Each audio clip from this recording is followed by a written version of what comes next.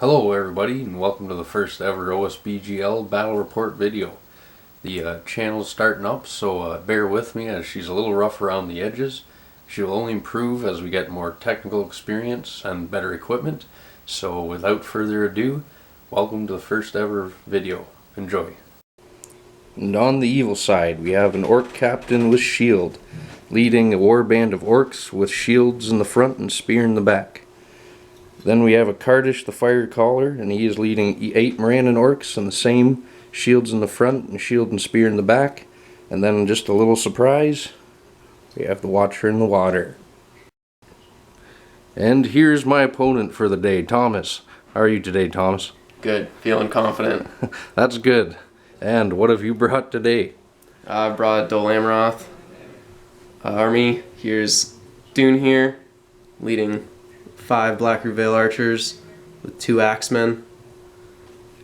Captain with a lance and an armored horse, with 6 guys with a lance and armored horse.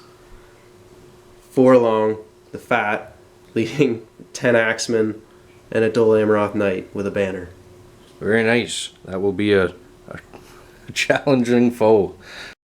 And this will be today's officiant. Do you have any words, Puff? Thank you for your time. And the board is set. The name of the game is Domination. We got the Fiefdoms set up, lined up right at half to meet the orc, our s'more. We've got an objective there in the middle, a dead orc. Got a fire pit here as another objective. We got a dead Rivendell Knight right there as another objective. A freshly dug grave, and the final objective is another Rivendell Knight. And let the games begin. And here we have turn 1 priority. And it goes, it's a tie. Good start, re-roll. And it goes to the good team with a 6. And here we have the captain of Dol Amroth with his knights eyeing up some orc. Let's see what they do with their first priority. And here are the 2 armies before the first move, about to fight over the objective in the middle. Here we see the knights after their move. They went from there, come to flank around, and a great big charge on the orc line. Now it's up to the orc to do something about this. So we'll start off with Kardish doing a channeled fury. Let's see how this goes, using 2 will. And he whiffs. It's going to be a long game, ladies and gentlemen. A long game. So at the end of turn 1 movement, we got the knights coming in on the Morannon orcs. We got Axemen of Losternack clashing with orc in the middle. We got some orc running off to objectives. And then we got some more orc and some sneaky axemen doing the same. While the archers back there remained where they were, looking for a target. Here we have the archers eyeing up an orc up on the hill here. So we got some hits. 4 of them. One's Dune here. Cover for the rock. 2 go through cover. And 1 does damage.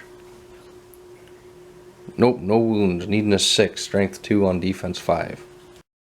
So we just had the captain of Dol Amroth and a knight charge into the Morannon orcs there, and there were 2 casualties. So the orc are already fallen. And here we move on to the combat of a bunch of axemen and Forlong the Fat versus an orc captain with spear support. So I believe Thomas is 2-handing with one of the axemen. He rolls a whole bunch of 6s and I roll a 4. So let's see what happens to this captain. The blue dice is the 2-handing one, and the orange one is Forlong. And he takes 1 wound. Let's see if I can pass a fate. And the fate is passed with the OSBGL dice itself. And here is the battlefield after turn 1. And before turn 2 priority is rolled, a dice is rolled to see if the Watcher in the Water will arrive, needing a 3+. And once again, the OSBGL Gandalf head appears. And where will the Watcher appear? And the Watcher will jump here onto these archers right here. Let's see what it looks like. And here we see the Watcher has pushed everyone back an inch. And there he is. Now time for priority for turn 2. And it is a tie. So it goes to Evil for a good one at last turn. Here we go, Evil. And here we see the Orc charge once again back onto the Axemen, trying to push them off the objective. And here's Kardish. He's going to try to redeem himself with his final will to move and fireball that captain right here of Dol Amroth. So therefore it will affect the rider and mount, inflicting a strength 6 hit upon them. So needing a 3 to cast. Let's see if this OSBGL dice, that is, can do it for me. And there it is, another Gandalf head. That is a 6, ladies and gentlemen. And he shall be using his 1 will to resist. No. And a 3. So that is a strength 6 hit upon the horse and rider. So we'll do the horse first, needing a 4. No good, a 2. Now strength 6 hit on defense 7 for the rider, needing a 5. No good either. It was a nice attempt, but no such thing shall happen to the Dol Amroth. And here is the table after turn move 2. Here we got some knights standing on one of the objectives, eyeballing up some orc for a charge. The orc managed to win priority and charge those knights, and the fighting continues on the bridge for the center objective. Over here we got some orc running over to the objective on the other side of this tower here. Oh, we got some orc and axemen getting ready to duke it out, and some more axemen running off to the fire objective. Meanwhile, the Watcher in the Water is here doing what he does best, causing a little mischief and chaos. Let's see who he takes down, or if he gets taken down. And here we have shooting turn 2. The Watcher in the Water is going to fire off some shots into these rangers here and here, and he gets to shoot D6 shots, but he only rolled a 1. So he shoots 1 shot into this guy, needing a 3 to hit, because he can also shoot while in combat. And he hits with a 6. And now he pulls the guy into him, because of the special attack. And he takes a strength 3 hit, needing 4s against their 3 defense. But is no good with a 3. And we move into combat of turn 2. Over here we have the Watcher fighting Dune here and a bunch of Rangers. And Dune here and the Watcher will be doing a heroic strike. So let's see what our fight goes to. And the Watcher goes to 10 fight, and Dune here goes to 6. Things are looking bad for the brave Ranger. And into the combat rolls for the Watcher in the Water fight. Watcher with its 6 attacks rolls a 5 highest. And he loses the combat to the 6 rolled by the Rangers. Things are looking not so good all of a sudden for the Watcher. So here we see the roll for the Rangers to wound the Watcher in the Water, who takes 4 wounds from them. That was a good round of striking. So now we'll see what the Watcher can do with his 1 point of fate. And he fails it with a 2. The Watcher is down to 2 wounds and a measly 2 attacks. That is not many attacks for a very large base.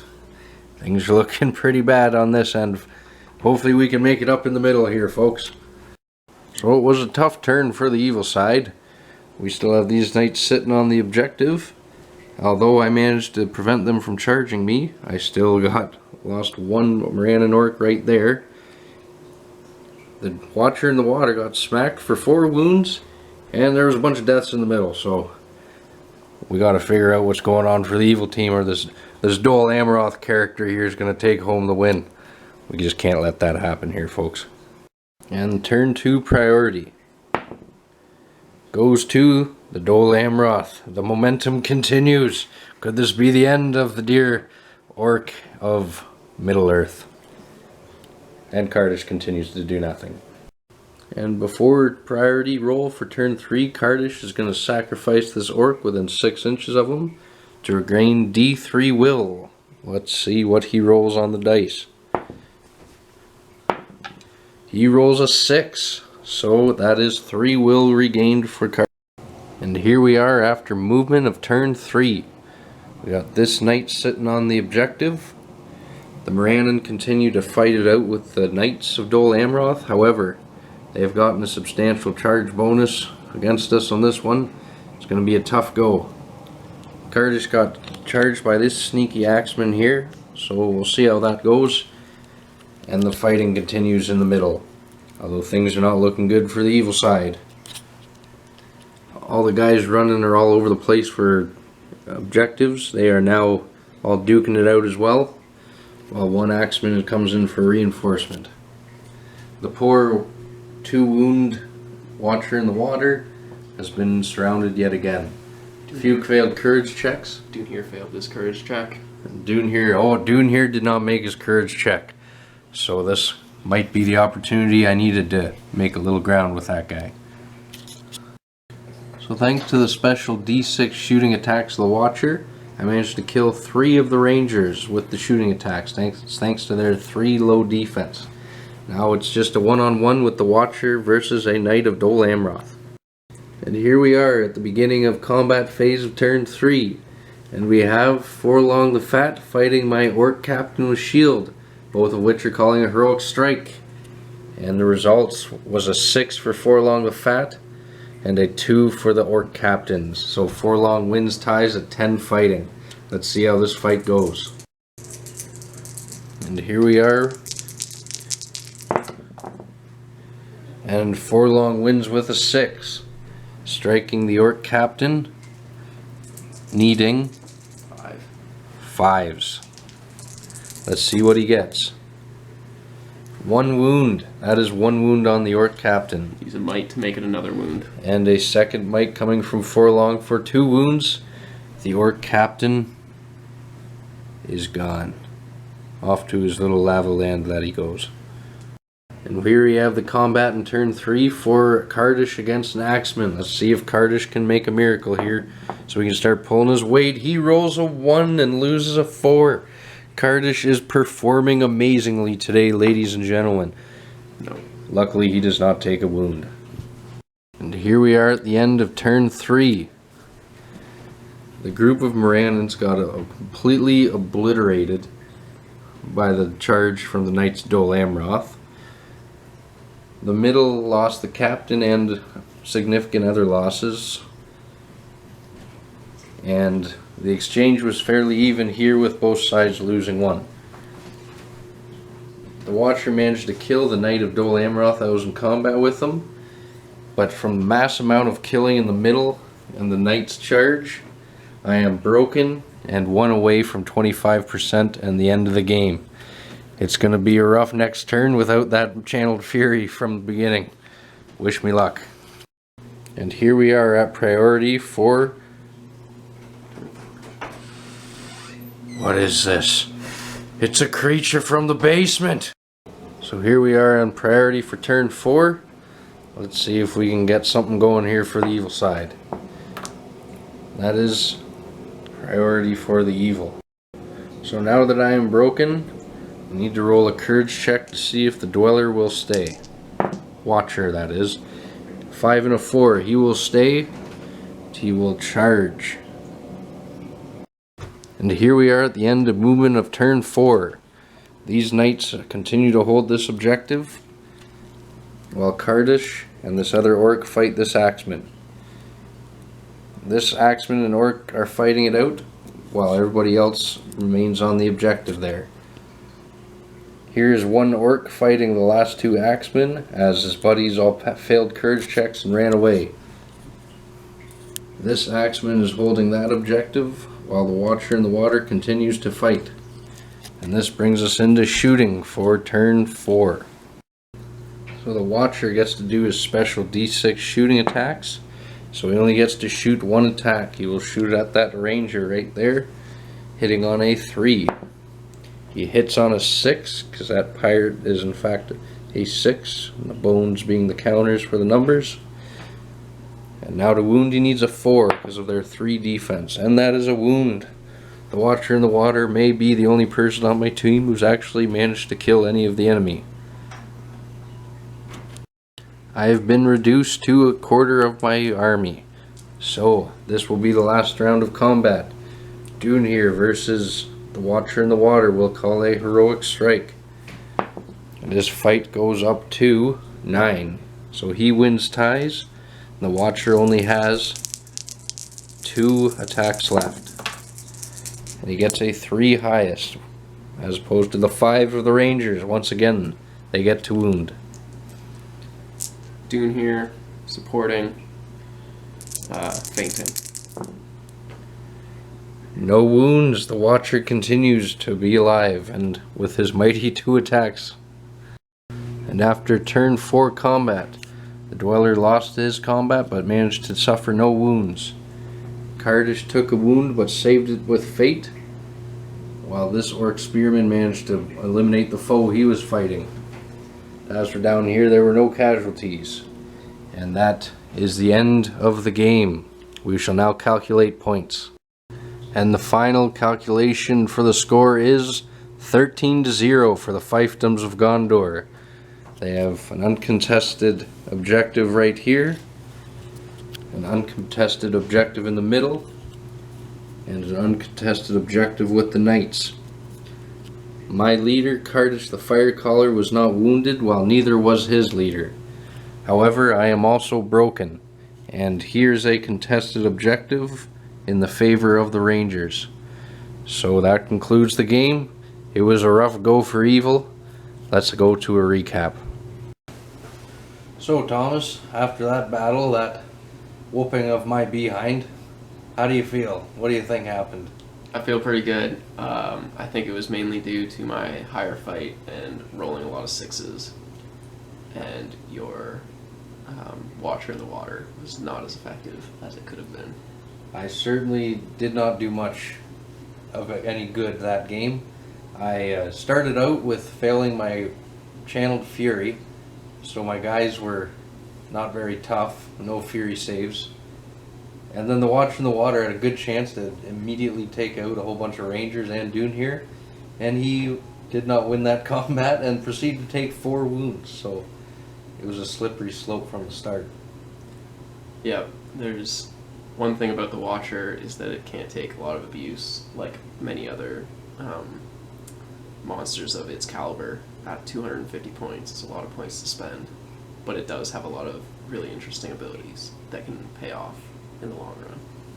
He could have done more, but he did not. So let's go drown my sorrow in poutine, Thomas. All right. We'll see you on the next video.